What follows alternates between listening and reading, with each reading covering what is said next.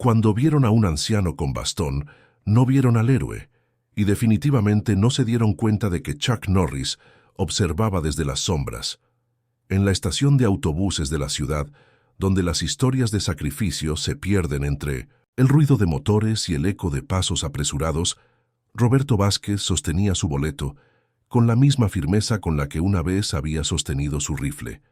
El amanecer apenas se filtraba por las ventanas empañadas de la terminal cuando Roberto se acercó al mostrador. Sus botas militares, ahora desgastadas por décadas de caminar en silencio, resonaban contra el suelo de concreto con un ritmo preciso que pocos notarían. El bastón en su mano derecha no era una muleta, sino un compañero, tallado en madera, oscura con las iniciales RB grabadas cerca del puño. La agente detrás del mostrador, una mujer joven con el cabello recogido en una cola de caballo perfecta, levantó la vista apenas cuando Roberto se detuvo frente a ella. Sus ojos pasaron rápidamente por la chaqueta militar descolorida del anciano, las insignias que brillaban débilmente en el pecho antes de regresar a la pantalla de su computadora. «Buenos días», murmuró Roberto, extendiendo el boleto impreso. «Asiento 12A para Puebla. Salida de las 7». La agente tomó el papel sin mirarlo realmente. Escaneó el código de barras y frunció el ceño. La pantalla parpadeó una vez, 2 veces. Sus dedos golpearon las teclas con irritación creciente. «Hay un problema con su boleto, señor», dijo, finalmente sin levantar la vista. «El sistema dice que no es válido». Roberto permaneció inmóvil, sus hombros rectos como si aún estuviera en formación. «Lo compré hace una semana. Aquí está el recibo». Pero la agente ya había comenzado a atender a la siguiente persona en la fila, una ejecutiva con maleta de ruedas que se veía impaciente. Roberto esperó, su respiración calmada, sus ojos fijos en el boleto que había planeado usar para visitar la tumba de su hermano caído en servicio. A 15 metros de distancia, un hombre con gorra de béisbol y chamarra de mezclilla observaba la escena, notando cada detalle, la postura militar, la paciencia dignificada y el desprecio silencioso de un sistema que había olvidado cómo honrar a quienes lo defendieron.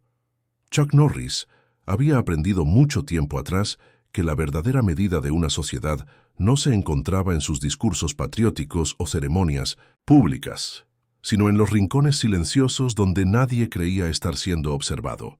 Desde su posición junto a la máquina expendedora de café, con la gorra de béisbol jalada hacia abajo y las manos metidas en los bolsillos de su chamarra, podía ver toda la escena desarrollarse como una obra de teatro moral. La agente había regresado su atención a Roberto, después de despachar a 3 pasajeros más, cada uno tratado con una eficiencia profesional que contrastaba marcadamente con la indiferencia que mostraba hacia el veterano. Chuck observó cómo sus dedos volaban sobre el teclado cuando ayudaba a otros, pero se movían con pereza deliberada cuando Roberto volvía a acercarse al mostrador. «Señor, ya le dije que hay un problema con su boleto», dijo la agente sin levantar la vista. «El sistema dice que no es válido. ¿Cuándo será eso?», preguntó Roberto, su voz manteniéndose calmada a pesar de que Chuck podía notar la tensión creciente en sus hombros. «No lo sé. Podría ser en 1 hora, podrían ser 3». Chuck vio cómo Roberto asentía lentamente, aceptando la incertidumbre, con la misma paciencia que probablemente había usado durante largas guardias nocturnas en tierras lejanas. El anciano se dirigió hacia una banca cercana, caminando con esa precisión militar que nunca abandona completamente a un soldado. La agente esperó hasta que Roberto estuvo fuera del alcance del oído antes de volverse hacia su compañera. «Estos viejitos siempre traen problemas», murmuró.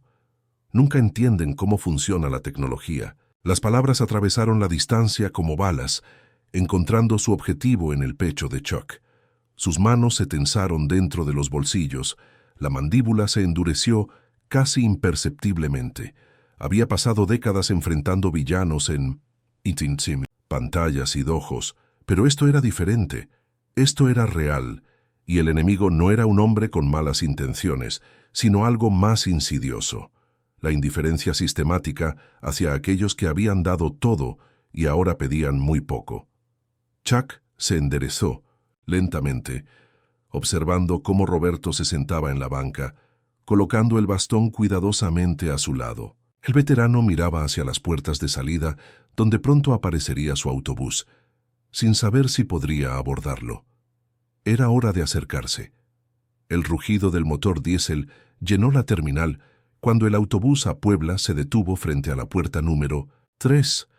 Los pasajeros se levantaron como una ola, arrastrando maletas y revisando boletos, mientras formaban una línea serpenteante hacia la puerta de abordaje. Roberto se incorporó lentamente, apoyándose en su bastón, y se dirigió hacia el final de la fila con la paciencia de quien había aprendido que los veteranos siempre esperan. El conductor, un hombre corpulento con bigote gris y uniforme azul marino, comenzó a revisar los documentos con eficiencia mecánica. Boleto y identificación, repetía como un mantra, sellando cada pase con un golpe seco que resonaba contra el portapapeles metálico.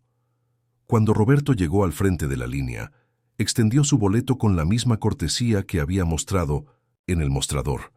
El conductor lo tomó, lo examinó brevemente y frunció el ceño. «Este boleto está marcado como problemático en el sistema», dijo, señalando una pequeña marca roja en la esquina del papel. «Yo no puedo dejarlo subir». «Pero es mi asiento», respondió Roberto manteniendo la voz firme pero respetuosa. «Lo reservé y lo pagué. Lo siento, abuelo. Pero las reglas son las reglas». El conductor ya estaba mirando al siguiente pasajero. «Necesita resolver esto en el mostrador». Detrás de Roberto, los demás viajeros comenzaron a murmurar con impaciencia. Una mujer con tacones altos suspiró dramáticamente. Un joven ejecutivo revisó su reloj con irritación visible. El peso de su impaciencia cayó sobre los hombros del veterano como una carga familiar. «¿Podría al menos verificarlo otra vez?», preguntó Roberto sin moverse de su posición. «Mire, señor, hay 30 personas esperando detrás de usted. No, voy a retrasar todo el autobús por un boleto defectuoso». Chuck observaba desde su posición estratégica junto a una columna, notando cómo cada palabra del conductor caía como una bofetada silenciosa. Vio la forma en que Roberto enderezó los hombros, preparándose para aceptar otra derrota con dignidad. Vio cómo el anciano dio un paso atrás, liberando el camino para que otros ocuparan el asiento que había pagado. «Está bien», murmuró Roberto, apartándose hacia un lado. «Entiendo». Pero Chuck no entendía, y mientras veía al veterano caminar, de regreso hacia la banca vacía, algo dentro de él comenzó a arder con una intensidad que no había sentido en años. Las injusticias pequeñas, pensó, a menudo revelan las fallas más grandes del mundo. Era momento de actuar. Roberto se sentó en la banca de metal frío, colocando el bastón entre sus rodillas y observando cómo el autobús se alejaba de la terminal llevándose el asiento que había pagado. El sonido del motor se desvaneció entre el tráfico matutino, pero el eco de las palabras del conductor permanecía. «Las reglas son las reglas, abuelo. Abuelo». La palabra se clavó en su pecho, como un fragmento de metralla. Había sido muchas cosas en su vida, soldado, hermano, protector, pero nunca había tenido la oportunidad de ser abuelo. Los años de servicio, las misiones que se extendían más allá de lo planeado, el sacrificio constante por algo más grande que él mismo, habían dejado poco espacio para una familia propia. Los viajeros pasaban frente a él en oleadas constantes. Madres arrastrando niños somnolientos, estudiantes con mochilas cargadas de sueños, ejecutivos hablando por teléfono sobre reuniones urgentes. Todos tenían destinos, propósitos, personas esperándolos. Roberto recordó cuando él también había sido esperado, cuando su regreso significaba la diferencia entre la vida y la muerte para sus compañeros de escuadrón. Era 1982, en las montañas cerca de la frontera, cuando el sargento Méndez había caído en una emboscada. Roberto había cargado a su compañero herido durante 3 kilómetros bajo fuego enemigo, sus botas hundiéndose en el lodo mientras las balas silbaban sobre sus cabezas. «No me dejes aquí, Vázquez», había susurrado Méndez. «Mi esposa está esperando nuestro primer hijo». Roberto nunca lo dejó. Nunca dejó a ninguno. Pero ahora, mientras observaba a una pareja joven abrazarse antes de una despedida, se preguntaba quién lo esperaba a él. Su hermano Miguel había muerto en servicio 2 años después de Roberto, y su tumba en Puebla era el único lugar donde aún se sentía verdaderamente esperado. Una visita anual que había planeado durante meses, ahora amenazada por un sistema que veía su boleto como un problema más que resolver. Una niña pequeña corrió hacia la banca perseguida por su madre que cargaba maletas. La niña se detuvo frente a Roberto, mirando las medallas en su pecho con curiosidad infantil. ¿Eres un soldado?, preguntó con la honestidad directa de los niños. Alejandra, no molestes al señor, la regañó su madre, tirando suavemente de su brazo. Era un soldado, respondió Roberto con una sonrisa gentil. Hace mucho tiempo. La madre asintió cortésmente antes de alejarse, pero Roberto notó que no había reconocimiento en sus ojos, solo la prisa de alguien que tenía lugares más importantes donde estar. El bastón tembló ligeramente en sus manos mientras una pregunta familiar surgía en su mente.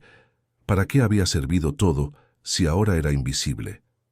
Chuck había observado suficiente. Cada fibra de su entrenamiento militar y su instinto de justicia le gritaba que era momento de moverse. Se dirigió hacia la oficina administrativa de la terminal, sus pasos medidos y deliberados, sin prisa, pero con propósito inequívoco. La puerta de cristal llevaba grabado «Supervisor de turno, Liquímara Fernando Herrera», en letras doradas que reflejaban las luces fluorescentes del techo. Chuck golpeó 2 veces, firme pero cortés. «Adelante», respondió una voz desde el interior. El supervisor era un hombre de mediana edad con corbata floja y mangas arremangadas, rodeado de monitores que mostraban horarios de autobuses y reportes de ocupación. Levantó la vista de su escritorio con la expresión cansada de alguien que resuelve problemas menores todo el día. «¿En qué puedo ayudarlo?», preguntó Herrera, notando la presencia tranquila pero imponente del visitante. «Hay un problema con uno de sus pasajeros», dijo Chuck, manteniendo un tono neutral. «Un veterano mayor al que le negaron el abordaje a pesar de tener un boleto válido». Herrera suspiró, como si esta fuera la 10ª queja del día. «¿Cuál es el nombre del pasajero?» «Roberto Vázquez. Boleto para Puebla, asiento 12A». Los dedos del supervisor volaron sobre el teclado, y Chuck observó cómo su expresión cambió de aburrimiento a confusión, luego a algo que parecía incomodidad. «Ah, sí. Hubo un error del sistema. El boleto se marcó como problemático automáticamente». «¿Automáticamente?». Chuck se inclinó ligeramente hacia adelante. «¿Por qué razón?». «Bueno, a veces cuando los pasajeros mayores compran boletos en efectivo, el sistema los marca para revisión adicional. Es para prevenir fraudes». Chuck sintió que algo frío se instalaba en su estómago. «¿Me está diciendo que discriminan a los pasajeros por edad y método de pago?». No, por supuesto que no». Herrera se apresuró a responder, pero el sudor comenzaba a formarse en su frente. «Es solo un protocolo de seguridad». «Entiendo». Chuck se enderezó, sus ojos nunca dejando los del supervisor. «Entonces no habrá problema en resolver esto inmediatamente y garantizar que el señor Vázquez pueda viajar en el próximo autobús». La forma en que Chuck pronunció «garantizar» hizo que Herrera comprendiera que esta no era una sugerencia. «Por supuesto, señor. Por ahora simplemente soy alguien que cree en tratar a los veteranos con el respeto que merecen». Herrera asintió rápidamente, ya marcando números en su teléfono. Pero Chuck sabía que esto era solo el primer paso. Chuck salió de la oficina del supervisor con la confirmación de que Roberto tendría un asiento en el próximo autobús a Puebla, pero algo más profundo lo impulsaba a acercarse al veterano. Se dirigió hacia la banca donde Roberto permanecía sentado, observando pacientemente el flujo constante de viajeros. «Disculpe», dijo Chuck, deteniéndose a una distancia respetuosa. «¿Le importa si me siento? Parece que ambos estamos esperando». Roberto levantó la vista, evaluando al extraño con la precaución instintiva de un soldado, pero encontrando algo reconocible en su postura. «Por favor», respondió, haciendo espacio en la banca. Chuck se sentó, notando inmediatamente la precisión con que Roberto mantenía su bastón, la forma en que sus ojos escaneaban constantemente el entorno. Había algo familiar en esos gestos. «Vi lo que pasó con su boleto», dijo Chuck cuidadosamente. «Logré hablar con el supervisor. Tendrá un asiento en el próximo autobús». Roberto se volvió hacia él, sorpresa genuina cruzando su rostro. «¿Usted hizo eso? ¿Por qué?» «Porque era lo correcto». Chuck hizo una pausa. «Y porque reconozco a un hermano cuando lo veo». Las palabras flotaron entre ellos como una pregunta no formulada. Roberto estudió más detenidamente al hombre sentado a su lado. La postura erguida, la quietud controlada, la forma en que sus ojos nunca se quedaban quietos por completo. «¿Sirvió?», preguntó Roberto. «No como usted», respondió Chuck honestamente. «Pero tuve familia que sí. Entiendo. El sacrificio». Roberto asintió lentamente. «¿A dónde sirvieron?» «Vietnam. Mi hermano mayor». Chuck mantuvo la voz estable. No regresó. El silencio que siguió no fue incómodo sino respetuoso, cargado del entendimiento que solo comparten aquellos que han perdido algo irreemplazable en servicio a algo más grande que ellos mismos. «Lo siento», murmuró Roberto. «Vietnam se llevó a muchos buenos hombres. ¿Usted estuvo allí?» «Centroamérica, años después. Diferentes guerras, mismos fantasmas». Roberto apretó suavemente el mango de su bastón. «¿Cómo se llamaba?» «Su hermano». «Carlos», mintió Chuck, protegiendo instintivamente su identidad. «Carlos Martínez». Roberto frunció el ceño ligeramente, como si algo en ese nombre le resultara vagamente familiar, pero no pudo ubicarlo. «Viajo a Puebla a visitar a mi hermano», dijo Roberto finalmente. «También se quedó en el servicio, para siempre». Chuck sintió un nudo formarse en su garganta. Había algo en la forma en que Roberto habló de su hermano, algo que despertaba ecos distantes en su memoria. «Los hermanos menores siempre recordamos», dijo Chuck suavemente.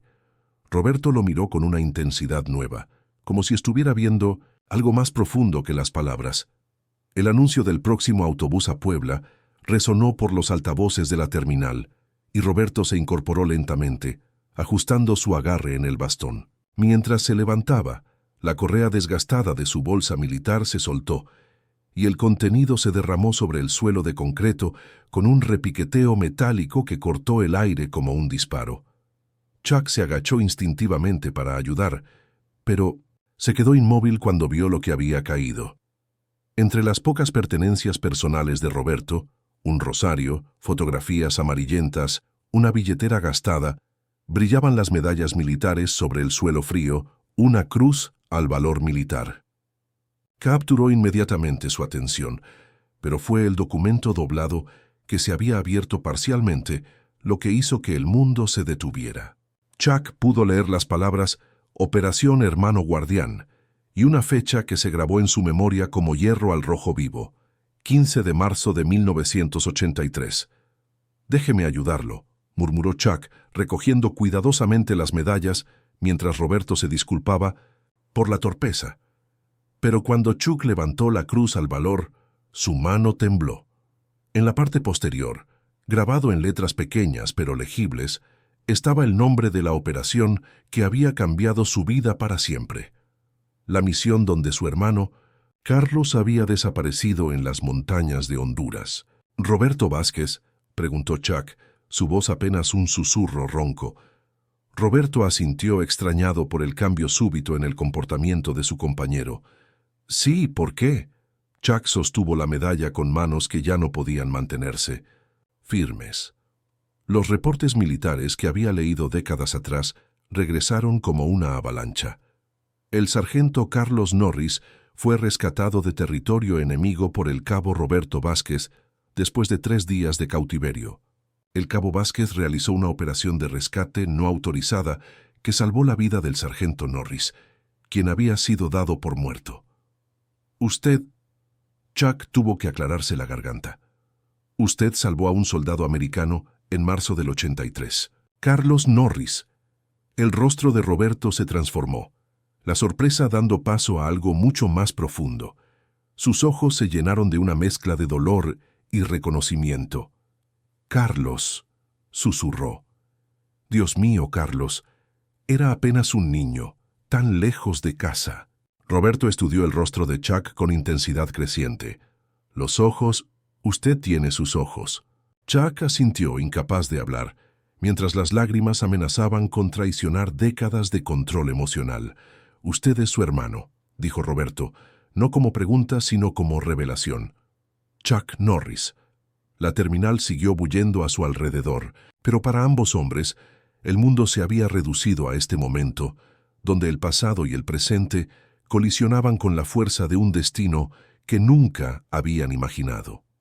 Chuck guió a Roberto hacia un rincón más tranquilo de la terminal, lejos de las miradas curiosas y el ruido constante de anuncios. Se sentaron en una banca apartada, bajo una ventana donde la luz matutina creaba un espacio íntimo en medio del caos público. Carlos me escribió sobre usted, comenzó Chuck, su voz cargada de 40 años de preguntas sin respuesta. En su última carta antes de regresar a casa, dijo que un soldado mexicano había arriesgado todo para salvarlo. Roberto cerró los ojos como si estuviera viendo la escena otra vez. Él no debería haber estado allí. Era una misión de reconocimiento que salió mal. Cuando lo encontré, había estado 3 días sin agua, delirando por la fiebre. ¿Cómo? ¿Lo encontró? Escuché disparos esporádicos donde no debería haberlos. Seguí el sonido. Roberto abrió los ojos, mirando directamente a Chuck. Su hermano estaba haciendo ruido a propósito, sabiendo que podía atraer al enemigo, pero también sabiendo que alguien podría escucharlo. Chuck sintió como si estuviera conociendo a Carlos de nuevo a través de los ojos de este hombre que había compartido sus últimos momentos de peligro. Cuando llegué hasta él, estaba consciente pero muy débil. Lo primero que me dijo fue: «Tengo un hermano pequeño que va a ser famoso algún día». Roberto sonrió con tristeza. Le dije que estaba delirando. Él siempre creyó en mí más de lo que yo creía en mí mismo, murmuró Chuck. Me habló de usted durante todo el camino de regreso a la base. Dijo que practicaba artes marciales, que tenía una determinación que asustaba a sus instructores. Roberto hizo una pausa. Dijo que usted era más fuerte que él, pero que él había tenido que ir a la guerra para probárselo a sí mismo. Las palabras golpearon a Chuck como puñetazos físicos. Toda su vida había cargado con la culpa de no haber estado allí, de haber dejado que su hermano fuera quien sirviera. Él me salvó tanto como yo a él, continuó Roberto. Me dio algo por lo que luchar cuando pensé que había perdido todo propósito. Su hermano me recordó por qué vale la pena arriesgar la vida por otra persona. Chuck se inclinó hacia adelante apoyando los codos en las rodillas. Durante todos estos años, he tratado de honrar su memoria, pero nunca supe si había valido la pena, si alguien recordaba quién era él realmente. Cada 15 de marzo visito una iglesia y enciendo una vela por él, dijo Roberto suavemente. Carlos Norris nunca fue olvidado. La revelación cayó sobre Chuck como una bendición que había estado esperando sin saberlo durante décadas. Y hoy, murmuró Chuck, el destino me puso en su camino cuando más lo necesitaba. Chuck se puso de pie con una determinación que Roberto reconoció inmediatamente. Era la misma expresión que había visto en el rostro de Carlos antes de cada misión. Sin decir palabra, Chuck se dirigió hacia el área principal de la terminal, donde la agente que había negado el boleto de Roberto atendía a otros pasajeros con la misma indiferencia mecánica. «Disculpe», dijo Chuck, su voz lo suficientemente alta para que otros pasajeros voltearan. «Necesito hablar con usted sobre el trato que le dio al señor Vázquez esta mañana». La agente levantó la vista, reconociendo al hombre que había estado preguntando sobre el veterano. «Señor, ya le expliqué que fue un error del sistema». «No fue un error», la interrumpió Chuck, quitándose la gorra de béisbol y revelando su rostro completamente por primera vez. «Fue discriminación». Un murmullo se extendió por el área cuando varios pasajeros comenzaron a reconocerlo. Teléfonos se alzaron, pero Chuck mantuvo su atención fija en la empleada, cuyo rostro había palidecido considerablemente. «Usted vio a un anciano con bastón y decidió que era un problema que resolver en lugar de un cliente que respetar», continuó Chuck, su voz calmada pero implacable. Ese hombre es Roberto Vázquez, un veterano condecorado que arriesgó su vida salvando soldados americanos en combate. El supervisor Herrera había aparecido, sudando visiblemente mientras se acercaba a la escena que se desarrollaba frente a docenas de testigos. «Señor Norris, por favor, ¿podemos resolver esto en privado?» «No». Chuck se volvió hacia él. «Esto necesita ser público porque el problema es público.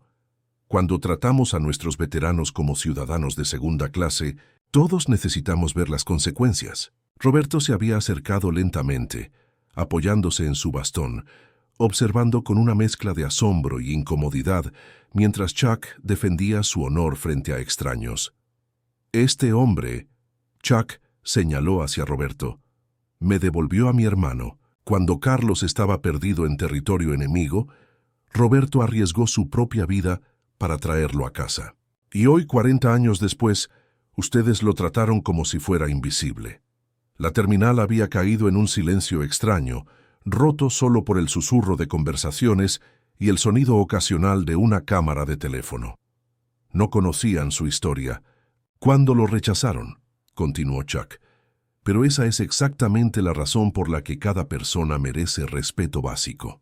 Porque nunca sabemos qué sacrificios han hecho por nosotros».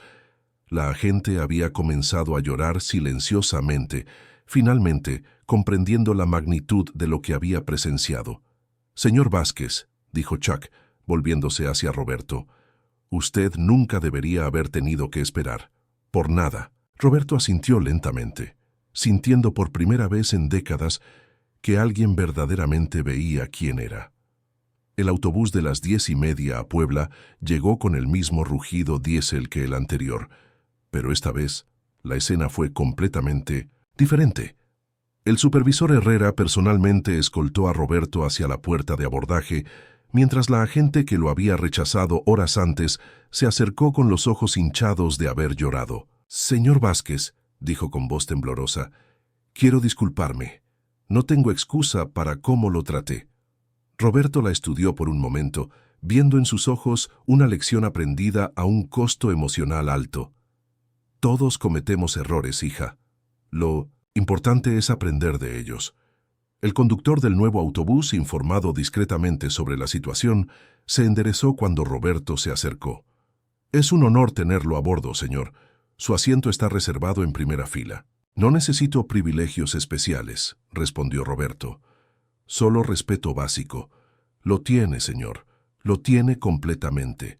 Chuck observó desde unos metros de distancia, notando cómo otros pasajeros ahora miraban a Roberto con una mezcla de curiosidad respetuosa y vergüenza silenciosa. Algunos habían estado en la fila anterior, habían visto el maltrato y no habían dicho nada. Mientras Roberto se preparaba para subir al autobús, se volvió hacia Chuck. «¿Vendrá conmigo?» Chuck negó con la cabeza suavemente. «Este viaje es suyo, para usted y para su hermano». Roberto asintió, comprendiendo. Extendió su mano y cuando Chuck la tomó, el apretón fue firme, cargado de décadas de gratitud no expresada. «Carlos estaría orgulloso del hombre en que se convirtió», dijo Roberto. «Y usted le dio la oportunidad de vivir lo suficiente para verme crecer», respondió Chuck. «Esa deuda nunca se puede pagar». «No es una deuda», corrigió Roberto. «Es una conexión, y las conexiones verdaderas nunca se rompen». El supervisor se acercó nerviosamente. «Señor Norris, hemos comenzado a revisar nuestros protocolos. Esto no volverá a pasar». Chuck lo miró fijamente. «Los protocolos no son suficientes. Necesitan cambiar la cultura, la forma en que ven a las personas». Mientras Roberto subía lentamente los escalones del autobús, Chuck se dio cuenta de que resolver este incidente específico había sido solo el primer paso. La verdadera transformación requeriría algo más profundo, más duradero. Roberto se detuvo en la puerta y miró hacia atrás una vez más. «Lo volveré a ver. Cuente con ello», respondió Chuck, ya formando un plan en su mente. El autobús se alejó llevándose a Roberto hacia su hermano, pero dejando a Chuck con una misión renovada que iba mucho más allá de una estación de autobuses. 3 semanas después, Roberto se encontró en el elegante edificio de oficinas donde Chuck dirigía su fundación benéfica en Ciudad de México. Las paredes estaban decoradas con fotografías de proyectos comunitarios y certificados de reconocimiento, pero lo que más llamó su atención fue una fotografía enmarcada en el escritorio de Chuck, una imagen en blanco y negro de un joven soldado sonriendo junto a una bandera americana. «Carlos», murmuró Roberto tocando suavemente el marco. «La llevé conmigo durante años sin saber que usted existía», dijo Chuck, entrando a la oficina seguido por 3 miembros de su equipo. «Ahora sé por qué nunca pude deshacerme de ella». Roberto había regresado de Puebla transformado. Su visita a la tumba de Miguel había tomado un significado completamente nuevo después del encuentro con Chuck. Por primera vez en décadas, sintió que su servicio había sido verdaderamente honrado por alguien que entendía el costo. «Roberto», comenzó Chuck señalando hacia las sillas dispuestas alrededor de una mesa de conferencias, «quiero proponerle algo que va más allá de lo que pasó en la terminal. El equipo de la Fundación, María Elena, la directora de programas, Joaquín, el coordinador de comunicaciones, y Sandra, la especialista en asuntos veteranos, se sentaron con expresiones de respeto reverencial hacia Roberto. «Hemos estado desarrollando un programa nacional de apoyo a veteranos», explicó María. «Elena, pero nos faltaba algo esencial, una voz auténtica, alguien que hubiera vivido las experiencias que queremos honrar». Chuck se inclinó hacia adelante. «Roberto, quiero que sea el rostro de este programa, no como una figura decorativa, sino como su alma». Roberto frunció el ceño, incómodo con la atención. «No busco reconocimiento, Chuck. Ya tuve mi momento en la terminal». «No se trata de reconocimiento», intervino Sandra suavemente. «Se trata de asegurar que ningún veterano vuelva a sentirse invisible. Su historia, la forma en que fue tratado y cómo respondió con dignidad es exactamente lo que el país necesita escuchar». Joaquín abrió una carpeta y mostró bocetos de campañas publicitarias. «Queremos crear centros de apoyo en las principales ciudades, lugares donde los veteranos puedan obtener ayuda con transporte, vivienda, atención médica. Y queremos que su historia sea la que inspire a otros a cambiar la forma en que ven a nuestros veteranos», añadió Chuck. Roberto estudió los rostros expectantes alrededor de la mesa. Vio la misma determinación que había visto en Carlos, la misma convicción de que valía la pena luchar por algo más grande que uno mismo. «¿Y si digo que sí?», preguntó finalmente. «¿Qué significa eso exactamente?». Chuck sonrió, reconociendo la pregunta táctica de un soldado evaluando una misión. «Significa que su servicio continúa, pero esta vez desde casa». 6 meses después, el Parque de los Héroes se llenó de una multitud que Roberto nunca había imaginado. Bajo un cielo despejado de diciembre, más de 1000 personas se habían reunido para la inauguración del primer centro de apoyo veterano Carlos Norris Miguel Vázquez, nombrado así en honor a los 2 hermanos que habían unido sus destinos a través del tiempo y la guerra. Roberto se encontraba en el estrado, vestido con su uniforme militar completo por primera vez en décadas. Las medallas brillaban en su pecho, pero esta vez no eran solo recordatorios de pérdida, sino símbolos de propósito renovado. A su lado, Chuck vestía un traje sencillo, pero llevaba en el bolsillo del pecho una pequeña bandera americana que había pertenecido a Carlos. «Hace un año», comenzó Roberto al micrófono, su voz firme pero cargada de emoción. «Era invisible en una estación de autobuses, no porque fuera un hombre sin valor, sino porque vivimos en un mundo que a menudo olvida mirar verdaderamente a las personas». Entre la multitud, Roberto vio rostros familiares. La agente de la terminal que ahora trabajaba como voluntaria en el programa de veteranos, el supervisor Herrera que había donado el primer mes de su salario al centro, y docenas de veteranos que habían encontrado una nueva comunidad a través del programa.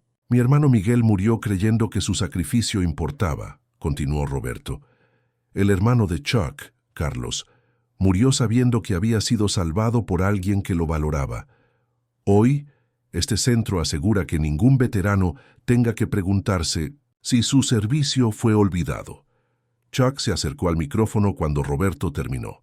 Roberto Vázquez me enseñó que el heroísmo verdadero no siempre viene con fanfarrias. A menudo viene en silencio, con dignidad, esperando pacientemente en una banca hasta que alguien se toma el tiempo de ver realmente. Las palabras resonaron por el parque, pero Roberto ya no estaba escuchando los aplausos. Estaba mirando hacia un grupo de niños que observaban la ceremonia con curiosidad, incluyendo una niña pequeña que le recordó a la que había preguntado sobre sus medallas en la terminal. Después de la ceremonia, mientras la multitud se dispersaba, Roberto y Chuck caminaron juntos hacia una banca, bajo un árbol de jacaranda. ¿Cree que Carlos y Miguel estarían orgullosos?, preguntó Roberto. Chuck miró hacia el nuevo edificio donde veteranos ya estaban entrando para recibir ayuda y compañía. Creo que finalmente entendieron para qué sirvieron realmente. Roberto asintió, sintiendo por primera vez en su vida que él también lo entendía.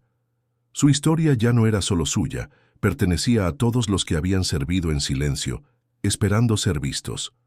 El viento movió las hojas del jacaranda, y Roberto sonrió, sabiendo que algunos destinos tardan décadas en cumplirse, pero cuando lo hacen cambian el mundo para siempre.